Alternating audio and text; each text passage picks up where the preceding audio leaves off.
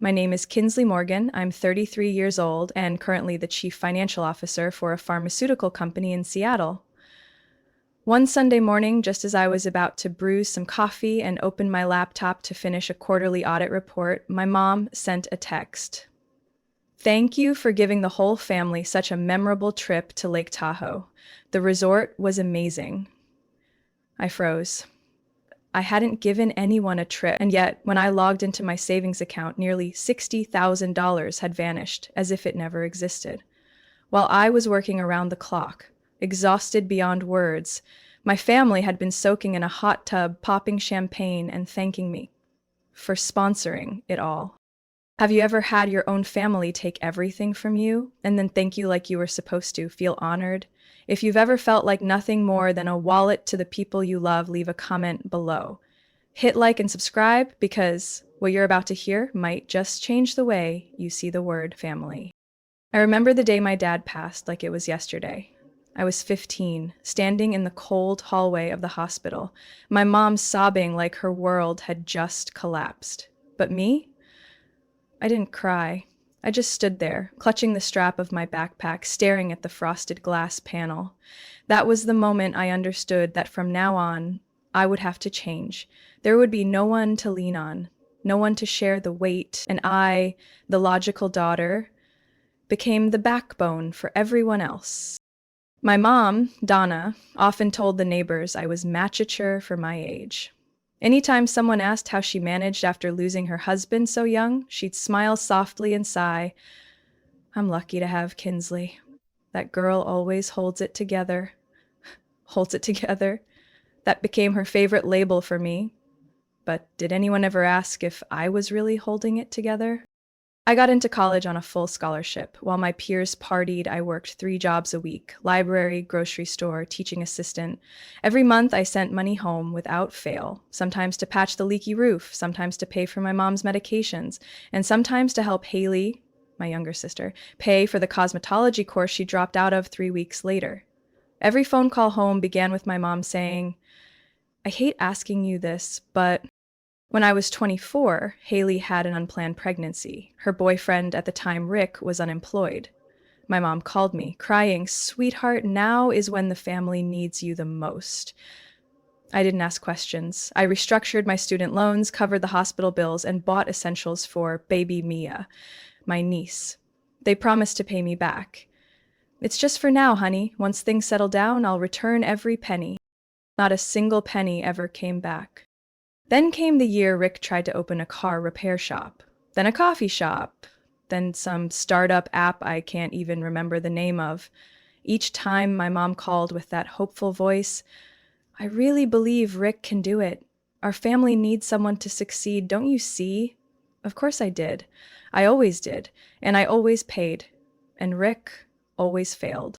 Every holiday, I went home to Tacoma and saw my mom in a new sweater, Haley with a designer purse, Rick driving a pickup with fresh tires. They'd hug me, kiss my cheek, and slip in another well-worded request, and I'd pull out my card again.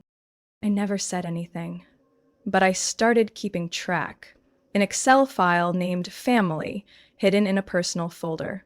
Every dollar accounted for: $800 for Haley's tuition, $1,200 to fix the roof, $3,500 Rick borrowed for the cafe. The list grew longer every year. The promises of repayment always came wrapped in the same sugary emptiness. If we're counting dollars and cents between sisters, what's left of family? Or, I didn't give birth to you to have you count pennies against your own flesh and blood. Once, I suggested to my mom that Haley should start handling her own responsibilities, that she was 30 now and needed to be accountable. There was a pause on the other end of the line, and then my mom said something that broke me.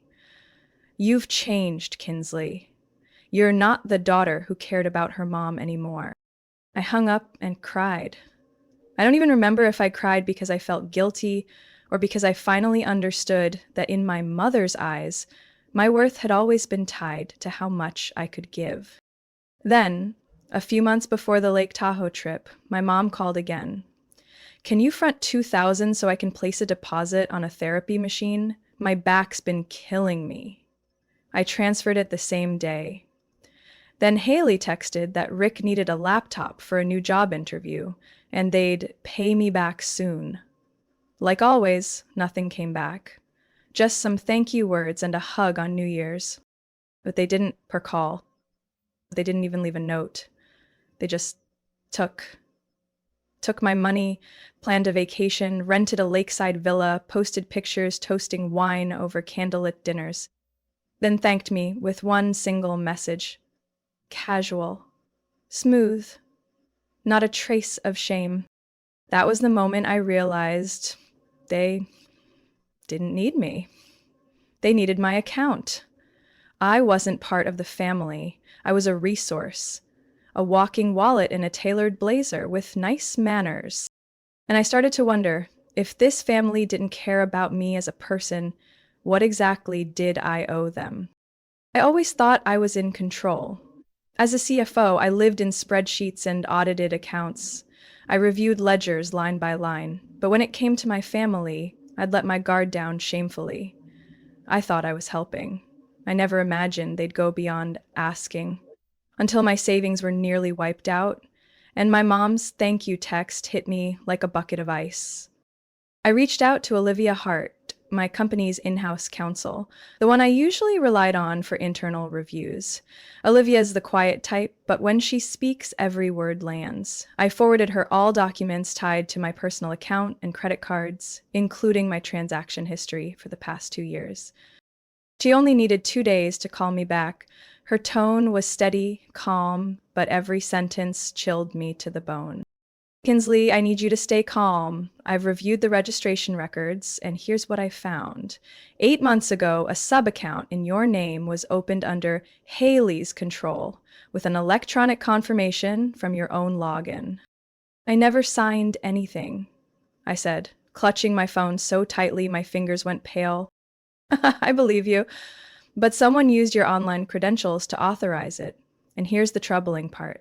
Haley later added Rick as a co-user. The system logged their IP address, timestamps, everything. I stood up, pacing my living room. The 18th floor apartment I was renting suddenly felt airless, like it had shrunk around me. I'd given temporary access years ago, back when Dad was sick. I believed the family needed me. That must have been when they got what they needed. I asked Olivia, what did they use the account for? She answered bluntly, direct withdrawals, purchases via the subcard, and worst of all, opening a new credit card under your name. I could barely breathe. You mean they forged my identity? Yes, and I think you should see this. Olivia sent over an attachment. I opened it with my heart pounding. It was a driver's license under my name with an address I hadn't used in 3 years. But the face was Rick, wearing a wig, glasses, smirking. The signature below was a nearly perfect replica of my usual one. I didn't know whether to laugh or scream. Rick, my brother-in-law, the man who stood beside me at my first grand opening, who once said, "Family is your safe harbor," had used my identity to open a credit card.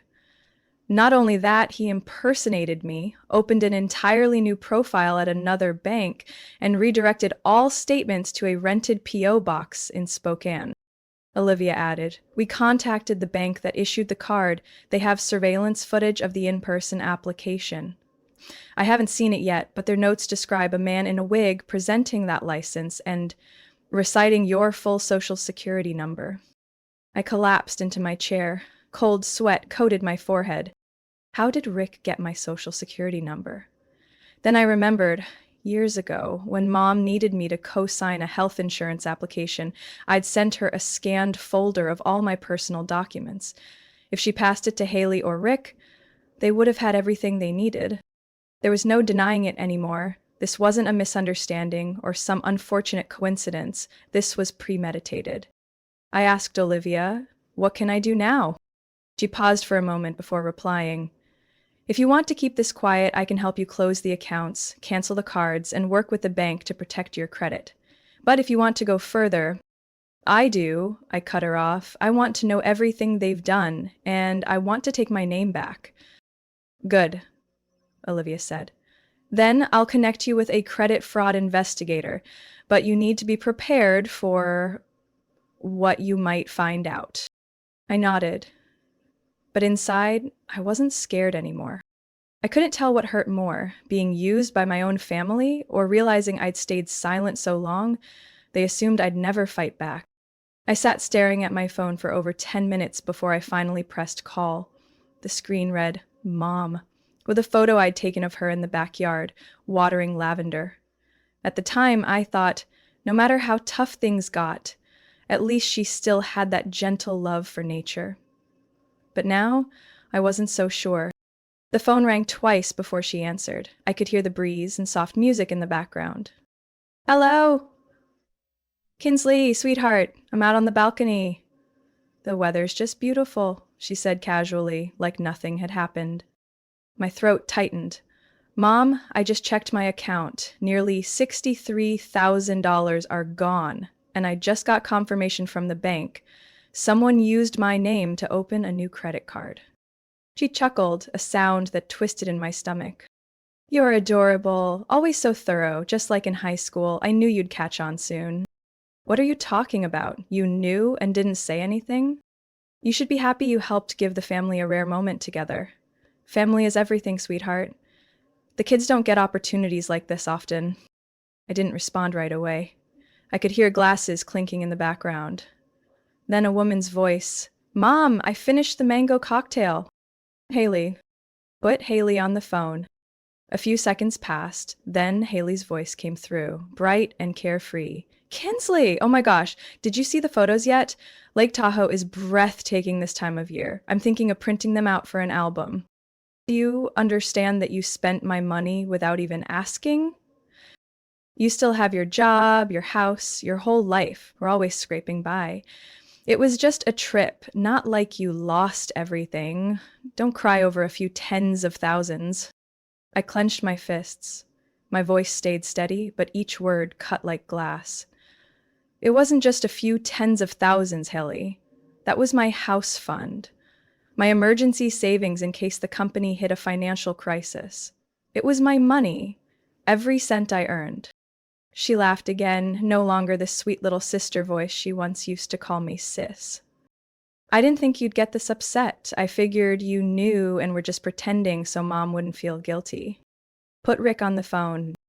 There was a scoff, then Rick's slow, deep voice. Hey, you calling to yell or to threaten? I'm calling to ask why you used a fake driver's license in my name to open a credit card. Silence stretched on. Then Rick let out a dry laugh. It's just money, babe. You're way too uptight. In this family, you're the only one still clinging to morals like they're a noose around your own neck. Morals? I scoffed. You know what's worse than a thief, Rick? A thief who preaches morality. Everyone's taken from you when they needed to. Have you ever not helped? We didn't ask because asking doesn't matter. You've never said no. I swallowed hard.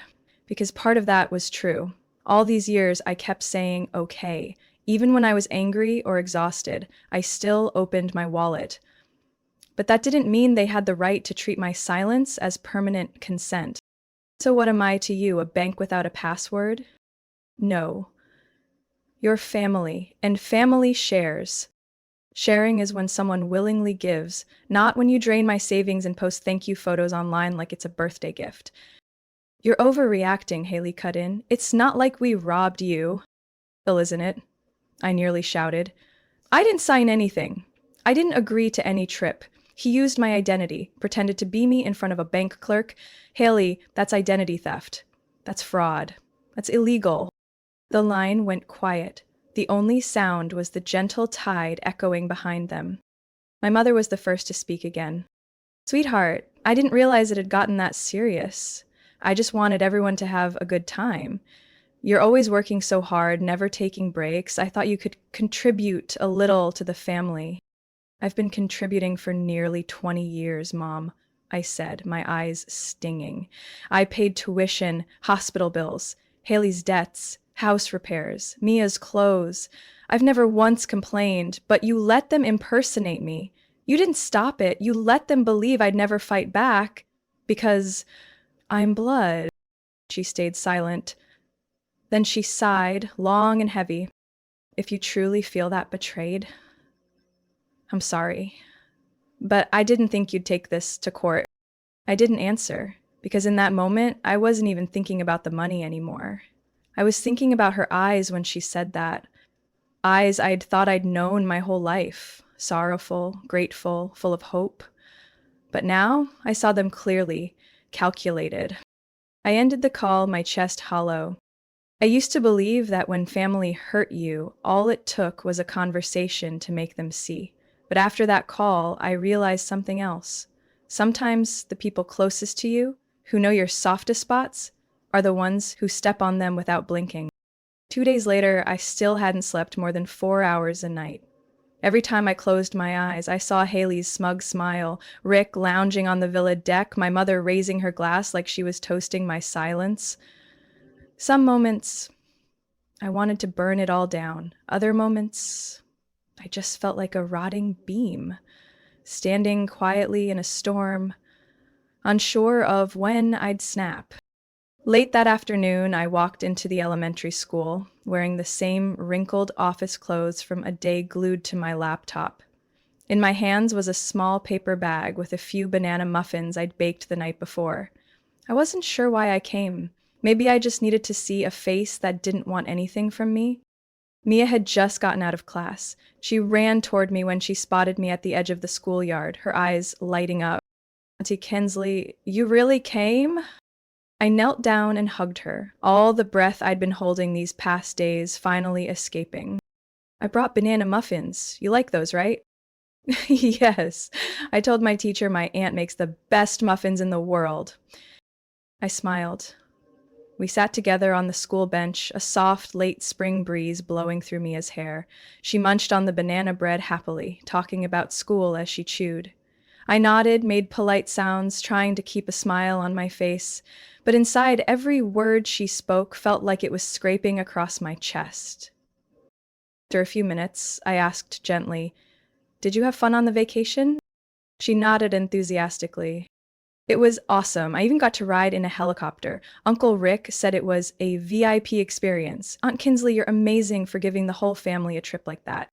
I swallowed hard, trying to keep my throat from tightening. Do you know who paid for that trip? Mia shrugged. Probably you. Mommy said if I do well on my math test next week, we might get to go again. You'll treat the family to another trip. You're the ATM, after all. I froze. Mia kept smiling, innocently chewing the last bite of her bread. I didn't say anything. Didn't react. I just stared at her like the world had exploded in front of me. What did you say? My voice was raspy. Mia looked at me, a little unsure now, noticing the change in my expression. That's what Mommy says. Aunt Kinsley is an ATM, but a nice one. Doesn't need a password. Just say something sweet, and the money comes out. I turned my face away. My chest hurt so badly I couldn't even feel it clearly anymore. It was like a boulder pressing down on me, making it hard to breathe. Sweetheart, I gently held Mia's hand, trying to keep my voice calm. Why do you think Mommy calls me that? She looked at me, and for the first time since I'd arrived, her face wasn't carefree. I don't know, but Mommy says it on the phone with Grandma a lot. She says if we don't take advantage now, someone else will take it all. She also says, if you don't help, I won't get anything because I don't have a dad. She says, I'm the reason she struggles, but if I'm good, Aunt Kinsley will care. I don't know how long I sat there. I don't know how I got Mia home safely, said goodbye, waved, and promised to call later. I just remember driving aimlessly, parking in front of my apartment and sitting in the car for nearly an hour, staring blankly through the windshield. I wasn't angry with Mia. I couldn't be mad at a 10-year-old for repeating what she heard in the kitchen, behind doors, or in the car, while adults assumed she didn't understand. What broke me, what nearly made me scream, was the way she said it all so innocently, like it was just normal.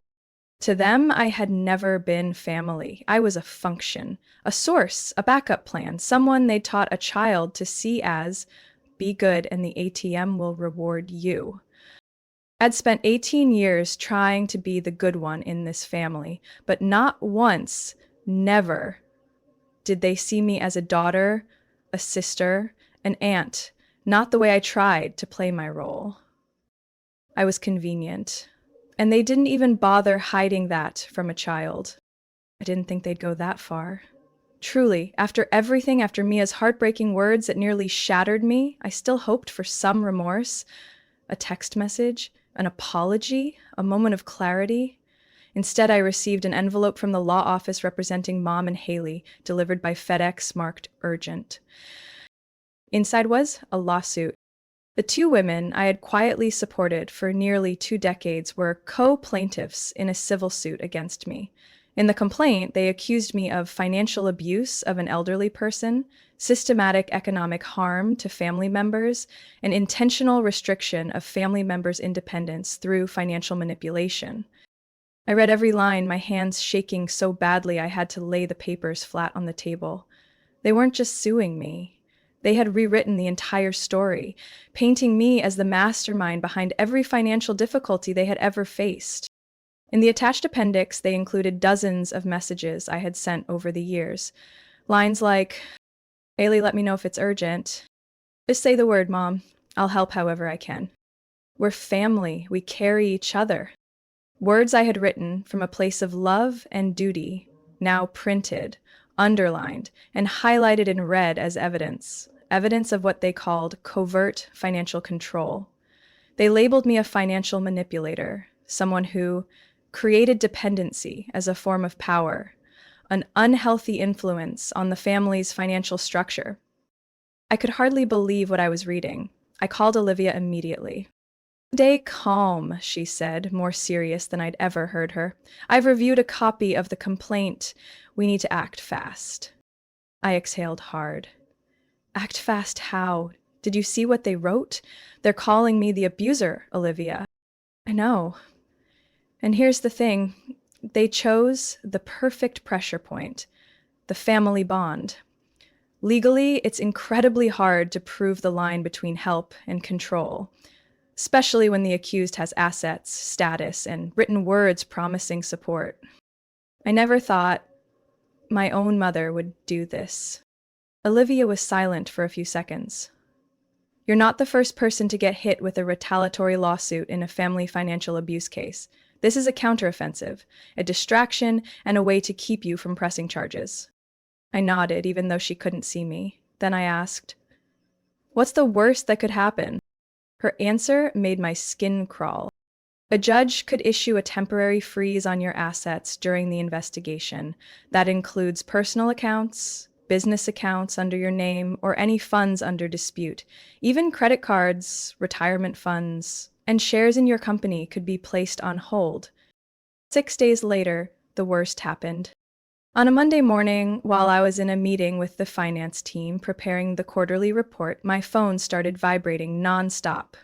Emails from the bank said my business account had been temporarily locked due to a court order.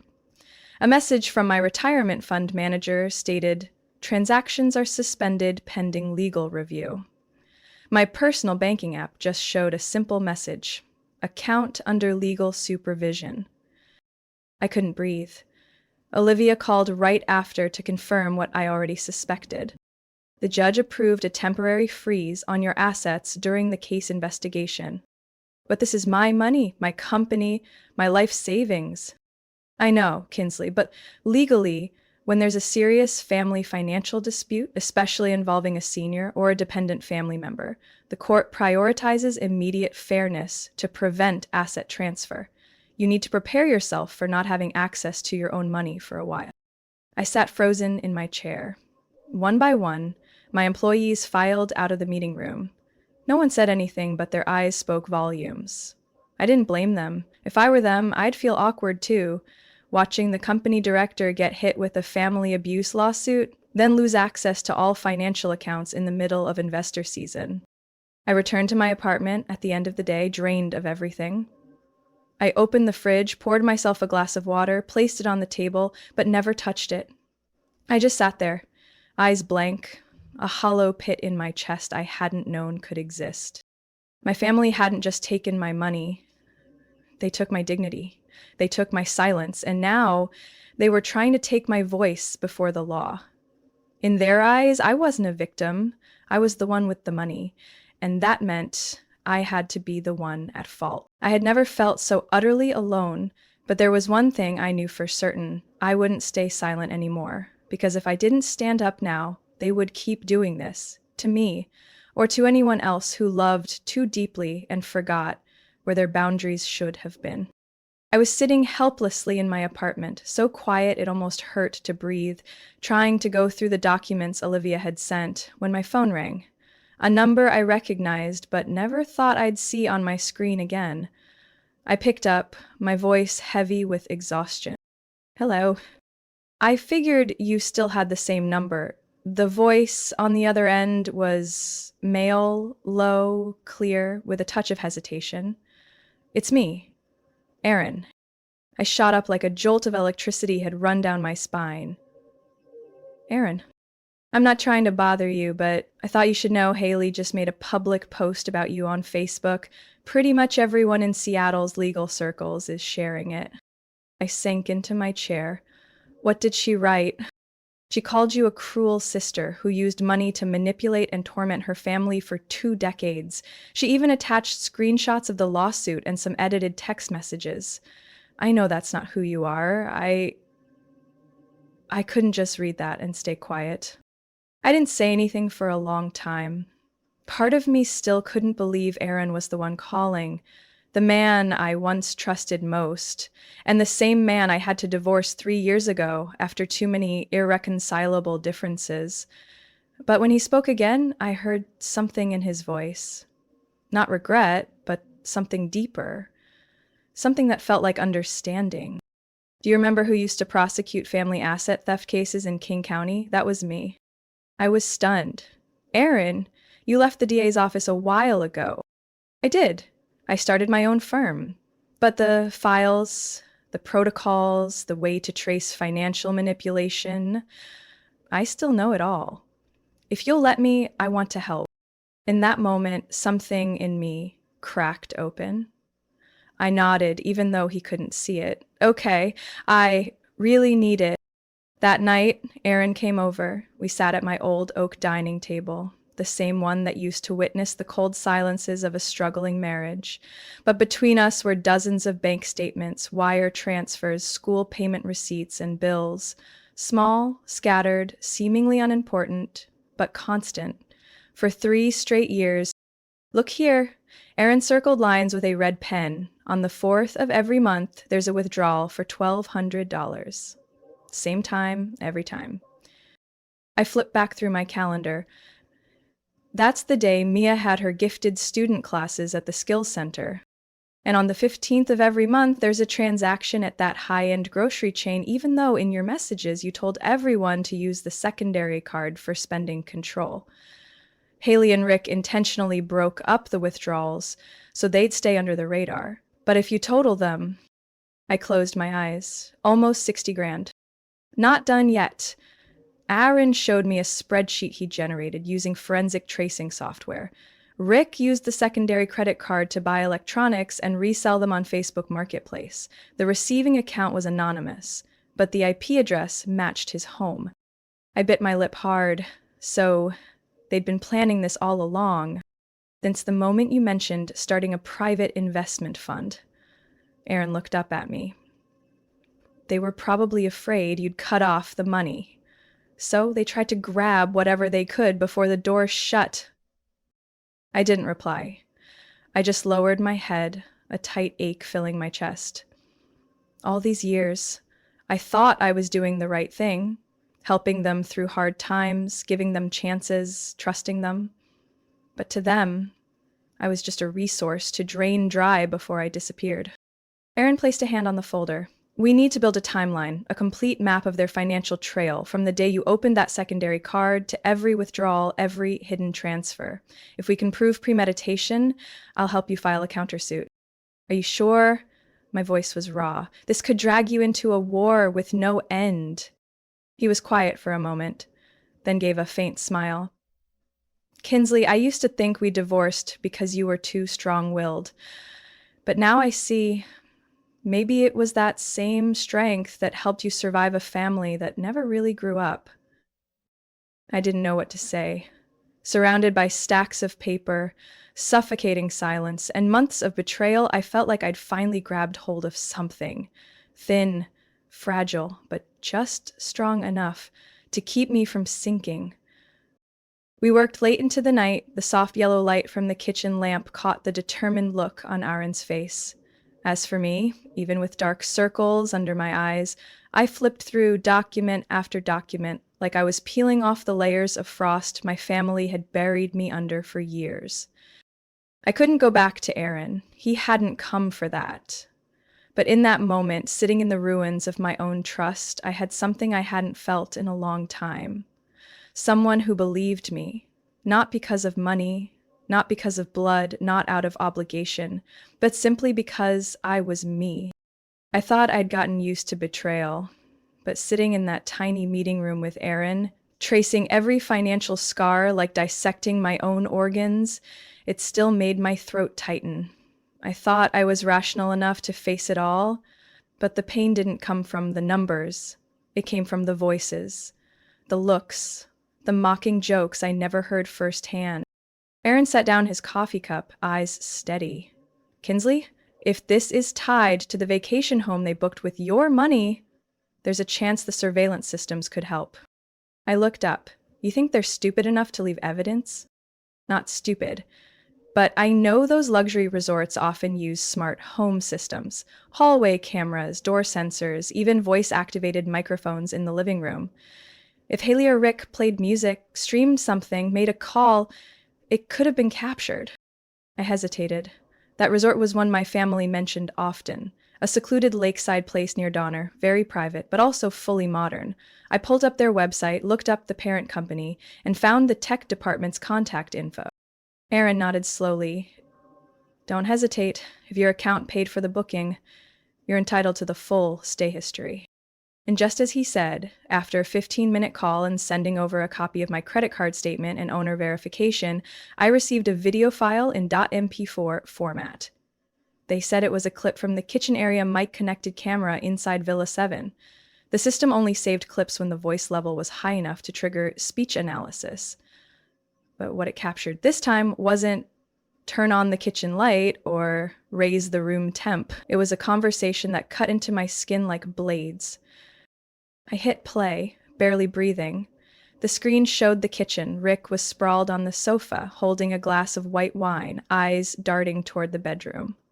And he still has no clue, he laughed loudly. Still busy doing audits for that pharma company. We've got at least 10 days of downtime, and guess what? They're serving grilled lobster Italiano tonight. Another voice came from off-camera, a woman's, even and cold, my mother. She owes me her whole life. I gave birth to her. So what if she's paying for a trip? Rick chuckled. You say it like it's generous. I told you, we take it piece by piece. Otherwise, she'll catch on. Haley's getting nervous. What for? She's still thanking your daughter for helping out a little. That other credit card? It's in her name, but the ID was scanned from a fake license. No one will find out. I sat frozen, every muscle in my body numb. Aaron placed his hand gently on my shoulder.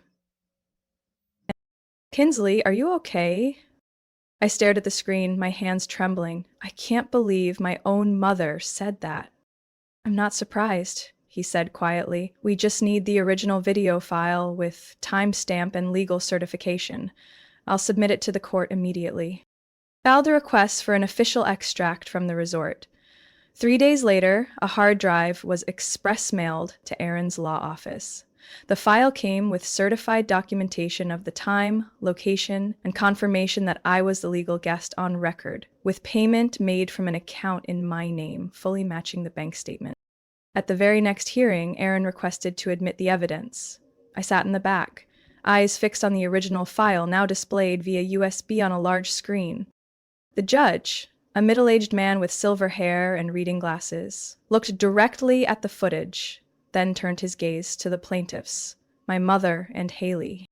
Ms. Donna Morgan, do you deny that the voice in this video belongs to you? My mother said nothing. And Shaw, do you deny that this resort booking was made using an account legally owned by the defendant? Haley's hands trembled. She stammered something inaudible. Rick avoided eye contact, eyes red, clearly realizing things had gone too far. Aaron stood and spoke firmly. Your Honor, we move to dismiss the plaintiff's claim of elder financial abuse due to lack of legal grounds, and instead request a formal investigation into intentional theft and document forgery. The judge nodded, his tone steady and firm. Motion granted. The plaintiff's case is dismissed. All frozen assets belonging to Ms. Kinsley Morgan are to be restored immediately, and the district attorney's office may proceed with criminal investigation based on the submitted evidence. I closed my eyes, not from relief, but exhaustion. The kind that comes not just from court proceedings, but from a lifetime of quietly forgiving people who believe they had the right to take simply because I was the reliable child. Aaron returned to my side, placed his hand on the folder, and whispered, We're not done, but you just took the first step, one no one in your family ever thought you'd dare to take. That courtroom held no noise beyond the turning of pages, the soft thud of shoes on the wooden floor, and the rhythmic tapping of the transcription machine. I sat behind the witness section, eyes fixed on the stand. In front of me were 3 people who once called me family. Now sitting with heads bowed, hands clenched, eyes unable to rise. Haley wore a wrinkled gray suit. Her tears had been flowing since the judge entered. Rick looked pale, hair messy like it hadn't seen a brush in days. And my mother, Donna, sat between them, one hand on her purse, stiff as stone. She never once glanced my way, as if I didn't exist in that room. The prosecutor outlined the charges clearly. Theft through fraudulent behavior, use of forged documents to open unauthorized credit cards, intentional exploitation of familial ties to conceal wrongdoing for financial gain. He listed the evidence: resort audio footage, bank statements, fake ID scans, repeated withdrawals in carefully small amounts to stay under fraud detection limits. Each line, each word felt like a cut through my skin. Not because I was being accused, but because the ones sitting there were the people I had once called family, and not one of them could face what they had done. Ailey was called first. She stood trembling, clutching her sleeve, her voice cracking as she spoke.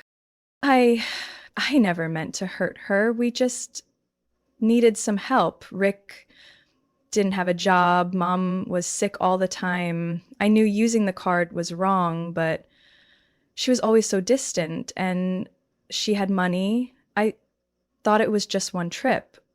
I didn't think she'd find out. She broke down crying, hands over her face, shoulders shaking. Her lawyer stepped forward, attempting to salvage the moment. Your Honor, Miss Haley Shaw has no prior record, is a single mother to a 10-year-old girl, and has provided care for Miss Donna during her heart treatment. We ask the court to consider these humanitarian factors. Rick was more concise. When called, he kept his head down, voice flat. I was wrong. I forged the documents. I used the card. No one made me. It just felt too easy. I didn't think it would come to this. And my mother, the woman who gave birth to me, who once yelled at me in the kitchen for not bringing enough soda to Haley's birthday party, chose to defend herself in a way that hurt more than anything else. Your Honor, I didn't think my daughter would make such a big deal out of this. I just thought, she has money, a job. What's the harm in helping her mother once? I'm her mother. I gave birth to her, raised her until she was 15, and now, just for asking for a vacation, I have to stand trial like a criminal? Is it wrong to be a mother? That's when I stood up, not out of anger, but because I couldn't sit there and let my silence be mistaken for cruelty. I walked to the witness stand. My voice wasn't loud or shaky, but each word hit the courtroom floor like a weight. I don't need anyone to love me, I said. I just need people to stop treating me like a wallet. No one spoke. I continued, hand resting on the stack of chat logs, receipts, and transaction copies. My entire life, I've acted like an unconditional guarantor. I paid hospital bills, fixed the roof, covered tuition, paid off utilities. I never said no, and because I was always willing, everyone assumed I didn't need to be asked. Didn't need respect, didn't need kindness. I looked at my mother, she turned away. My success does not make me an ATM. My sense of responsibility does not mean I must sacrifice my own peace to repay the bottomless greed of people who claim to love me. The judge sat still for a long while before delivering his ruling. He didn't look at anyone except the file in front of him. His voice was deep, deliberate, without anger, but without pity either. Haley Shaw and Rick Morgan, you are both sentenced to 18 months in prison for theft and document forgery. Sentenced to begin next month, allowing time to arrange childcare and manage personal affairs, under legal supervision. He paused and looked at my mother. Ms. Donna Morgan, due to your age, lack of prior offenses, and limited participation, the court orders 2 years of house arrest. However, you are required to fully repay all expenditures made from your daughter's account under court monitoring and with the assistance of an independent financial advisor. Silence swallowed the room. I didn't cry, and I didn't smile. I simply returned to my seat, staring up at the cold white ceiling, and thought about all the nights I sat alone, washing dishes while the rest of the family ate outside, the nights I worked late to make Mia's tuition payments, the moments I bit my tongue while my mother called me the one who doesn't know how to share. Maybe what I lost in that courtroom wasn't just a family, but the illusion that love could somehow make up for betrayal. I left the city on an early autumn morning when the roads were still covered in mist and the skyline faded slowly in my rearview mirror. The car carried just a few boxes of books, some clothes, and the old laptop that had stayed with me for 10 years. I didn't tell anyone. I didn't need goodbyes. I just left. 3 months later, I was living in a small house on the Oregon coast, where the waves hit the rocks each night like quiet whispers that didn't need a reply. The house had a big window facing the ocean, a small wooden porch for morning coffee, and a rocking chair beside my bookshelf. I started to write, not for revenge, not to justify, but to free myself. The book was titled When Your Family Owes You, not as a joke, but as the reality I had lived through, day after day, year after year. In it, I told the story of being drained, manipulated, and exploited, not with violence, but with a kind of fake love disguised as duty. I wrote about family gatherings where I was the only one paying the bill, but always reminded to stay humble. I wrote about the texts asking for money with no intention of paying it back, the pleading voices asking me to cover tuition fees that were never brought up again.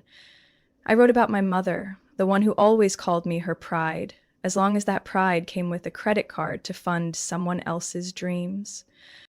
When the publisher confirmed the release, I didn't feel emotional. It was just a door closing, a chapter coming to an end. I didn't go on a book tour. I didn't give any interviews. I simply donated a few copies to women's support centers, then returned to my small house and resumed my new life. One late afternoon, as I watered the plants on my porch, the wooden mailbox creaked open. Inside was a handwritten letter, the script a little shaky but clear. I recognized it from the very first line. Aunt Kinsley, it's Mia. I'm sorry if I shouldn't be writing, but I read the article about you in the magazine. I remember when you helped me draw, bought me colored pencils, told me bedtime stories. Mom said you'd never come back, but I don't believe her. I don't want to grow up like Mom. I want to grow up like you. You're strong and you always keep your promises. I held that letter for a long time, as if gripping it tightly could pull something pure out of the wreckage of my old family. I didn't know if Mia truly understood everything that had happened. I wasn't sure if she would later be influenced by the bitterness and blame her mother had planted in her. But at the very least, in one brief moment, I was still someone she believed in, a place of unconditional safety. I folded the letter and placed it into an old wooden box on my desk, beside the first bills I ever paid, scanned court documents, and a photo of me at 15, the day my father died. I used to think that was the day I became an adult. Now, I understand. Adulthood doesn't begin when you learn to care for others. It begins when you learn to stop before you let yourself be depleted. That night, I walked along the beach. The waves lapped gently at my ankles, the wind salty and cool. I didn't turn on my phone, didn't open emails, didn't check my bank account, didn't reply to anyone. And in that moment, I realized for the first time in my life, I was living without needing permission to be at peace. No longer a sister, no longer a walking wallet, no longer a savior, no longer a resource, just a woman standing by the sea, with a heart that had finally stopped straining for approval. And that was enough. What would you do if you woke up one day and realized your entire family only saw you as a walking ATM? Would you forgive or walk away? Would you stay silent to preserve blood ties or draw the line to save yourself? I don't blame anyone who's broken under the weight of family because sometimes we grow up believing family is the safest place. But the truth is, not everyone who shares your blood shares your love. And no one has the right to expect you to sacrifice everything just because you know how to stand tall. If my story stirred something in you, leave your thoughts in the comments. Has your family ever fractured like this?